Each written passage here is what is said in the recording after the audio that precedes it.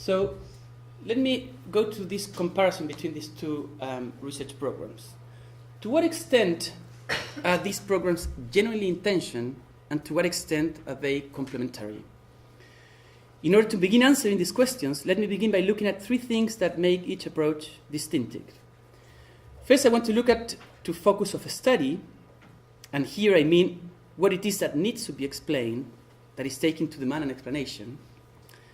Then I want to look at methodology, and by this I mean the approaches to inquiry and explanation that are favored. And then I want to look at agency, and by this I mean what it is that is taken to be explanatorily basic. What sort of forces, what sort of drivers, what sort of agency. Let me go to the first. Focus of a study. So, if what distinguishes the two approaches are the aspects of capitalism that they choose to focus on, namely those aspects that they find most important or revealing, then, while these two approaches may differ, they appear to be, at least in principle, compatible. I think that despite the fact that they pull apart, they are compatible. One can do research with both angles. While studies from a cultural perspective tend to focus on discourses, ideologies, and justifications of capitalism, material approaches tend to focus on economic practices, the assemblage of networks, and artifacts.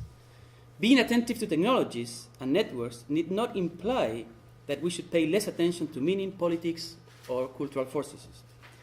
People make things, and things make people. And platforms, economic models, devices are all things made by people that have effects on capitalist practices and people's justifications, whether these effects are intended or not.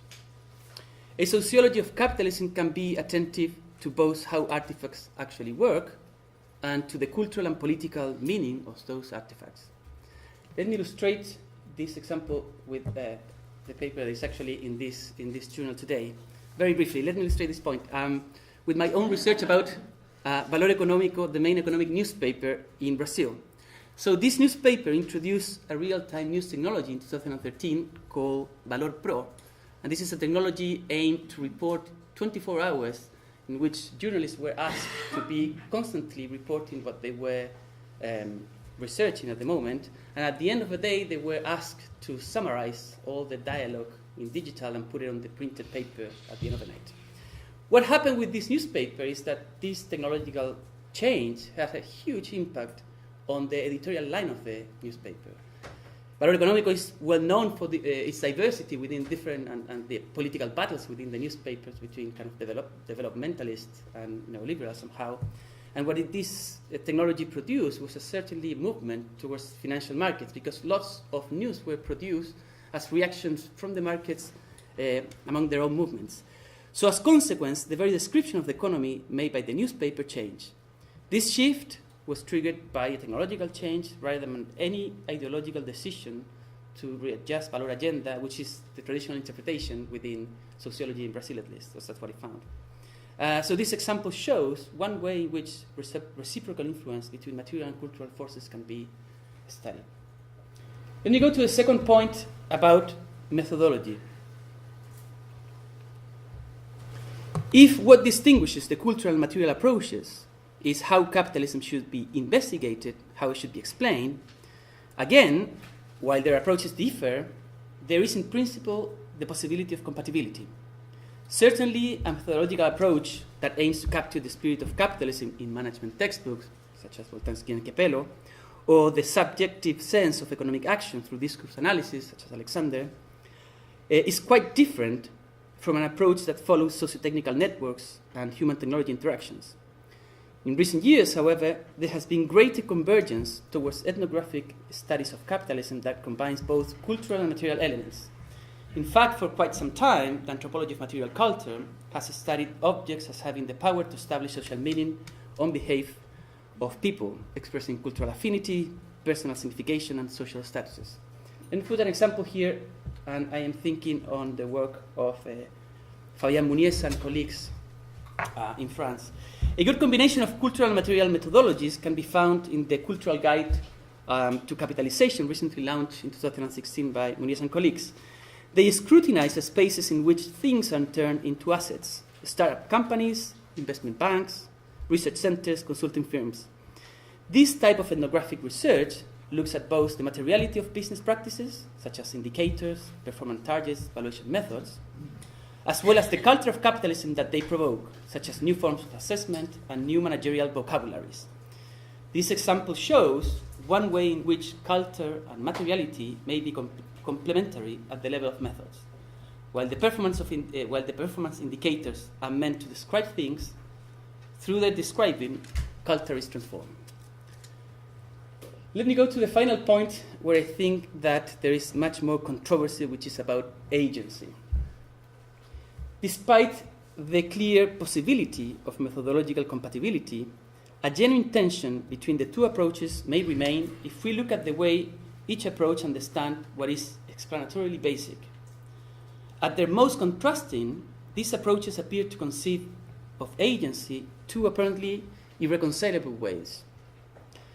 Some scholars, in treating cultural processes as independent explanatory forces, effectively appear to limit agency to the reflexive capacity of human actors.